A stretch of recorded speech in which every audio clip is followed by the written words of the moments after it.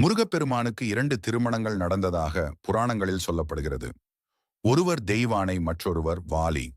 தெய்வானையுடன் திருமணம் அசுரன் சூரபத்மன் தேவர்களை மிகவும் துன்புறுத்தினான். அப்போது முருகன் பெரிய போரில் சூரபத்மனை வென்று தேவர்களை காப்பாற்றினார். தேவர்களின் அரசன் இந்திரன் மிகவும் மகிழ்ந்தார். அவருடைய மகளான தெய்வானையை முருகனுக்கு திருமணம் செய்து வைத்தார். இந்த திருமணம் மிகவும் பிரம்மாண்டமாக தேவருலகில் நடந்தது. தேவர்கள் எல்லோரும் வந்து ஆசீர்வதித்தனர். தெய்வானை அமைதி, ஒழுக்கம், தெய்வீக வாழ்க்கையை குறிக்கிறார். வள்ளியுடன் காதல் திருமணம். வள்ளி ஒரு பழங்குடி அரசனின் மகள்.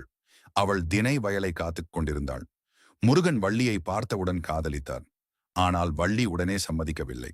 அதனால் முருகன் பல வேடங்களில் வந்தார். முதியவர், வேட்டைக்காரன், சாமியார். ஆனால் வள்ளி பயப்படவில்லை. அப்பொழுது முருகன் தனது அண்ணன் கணேசா உதவியை கேட்டார்.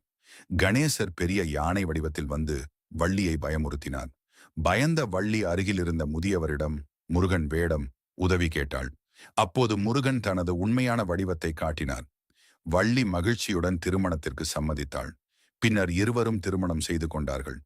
இந்த கதையின் அர்த்தம் தெய்வானை என்பது தெய்வீக வாழ்க்கை, வள்ளி என்பது மனிதர்களின் அன்பு